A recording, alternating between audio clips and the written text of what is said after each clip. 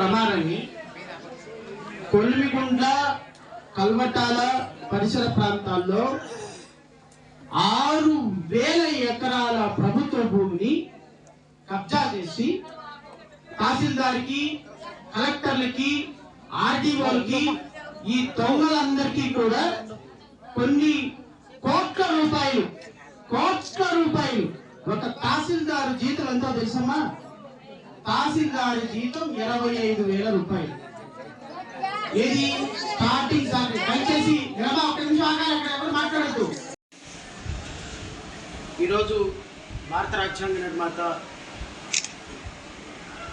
Doctor BR Ambedkar గారి విగ్రహాన్ని ఆవిష్కరించేటువంటి మహోన్నతమైనటువంటి కార్యక్రమానికి నన్ను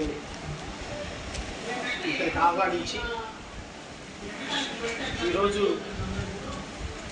నంద్యాల జిల్లాలోనే తొలిసారిగా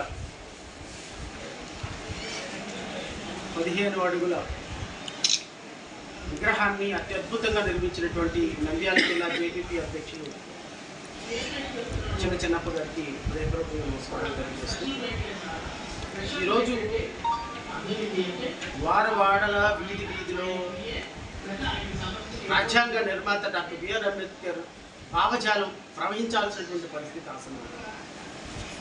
ఈరోజు రాష్ట్రంలో ఎక్కడ చూసినా 2024 జూన్ 11న ఈ రాష్ట్ర ప్రభుత్వం అధికారంలోకి వచ్చిన దగ్గర నుండి ఈ రోజు వరకు 28,600 మంది మహిళల మీద అఘాయిత్యాలు జరుగుతుంటే రాష్ట్ర ప్రభుత్వం ఎందుకు మాట్లాడటం లేదో నాకు అర్థం లేదు. రమారమి 1,600 మంది మహిళలు హత్యలు జరిగినాయి ఈరోజు రాష్ట్రం ఈ 18 నెలల కాలంలో. మరి హోమ్ మినిస్టర్ అనిత ఎక్కడికి వెళ్ళిందో నాకు అర్థం కావు. 28,700 మంది మీద జరిగిన అత్యాచారాల గురించి ఉప ముఖ్యమంత్రి ఎందుకు పవన్ కళ్యాణ్ స్పందించడం లేదో నాకు అర్థం కావు. మహిళల మీద అఘాయిత్యాలు జరిగితే అత్యంత కఠినమైన చట్టాలు తయారు చేసి రాష్ట్రంలో అసలు పరిపాలన అంటే ఎలా ఉండాలో రుచి చూపిస్తానన్నటువంటి పవన్ కళ్యాణ్ ఏ బొక్కలో దక్కున్నాడో లేకపోతే ఏ సందులో తిరుగుతున్నాడో నాకు అర్థం కావటం. విజయవాడ, హైదరాబాదు, తిరుపతి స్పెషల్ ఫ్లైట్లు వేసుకుని తిరగటంతోనే మీ పరిపాలన కొనసాగుతుంది తప్ప రాష్ట్రంలో మహిళల మీద జరుగుతున్న దాడుల గురించి స్పందన లేదు. చిన్నపిల్లల మీద జరుగుతున్న అఘాత్యాల గురించి స్పందన లేదు.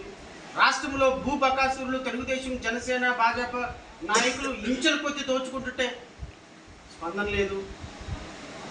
రాష్ట్రంలో యథేచ్ఛగా అవినీతి చేస్తుంటే ప్రభుత్వ అధికారులు మాట్లాడేవాడు లేడు.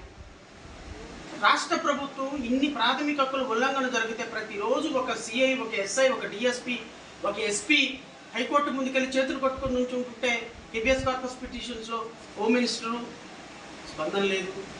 లా అండ్ ఆర్డర్ని మెయింటైన్ చేస్తున్న ముఖ్యమంత్రి చంద్రబాబు నాయుడు స్పందించడు. రాష్ట్రంలో ప్రజలు ఎక్కడికి వెళ్ళారు?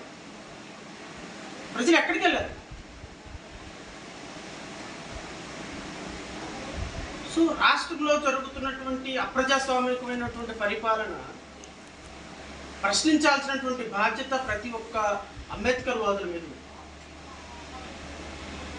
ఈరోజు కొలిమిగుండ్లలో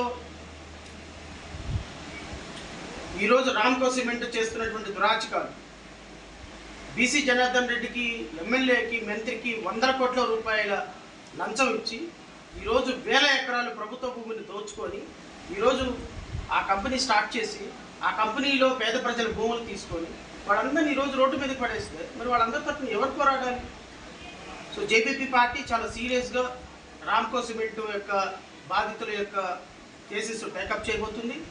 ఇప్పటికే 4,000 ఎకరాల ప్రభుత్వ భూమిని దోచుకున్న విధానం మీద హైకోర్టులో కేసు నడుస్తుంది.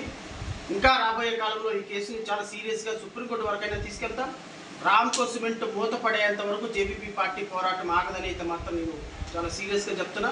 పేద ప్రజల భూములు లాక్కొని మీరు ఈరోజు పేద ప్రజల భూముల మీద మీ యొక్క అంతస్తులు నిర్మించుకుంటుంటే పేదవాడు తినడానికి తిండి లేక రోడ్డు మీద బిచ్చమెత్తుకునే పరిస్థితి తీసుకొచ్చి మీకు భూములు ఇచ్చి ఈరోజు బిచ్చగాళ్ళగా మారిపోతుంటే చూస్తూ ఊరుకోవడానికి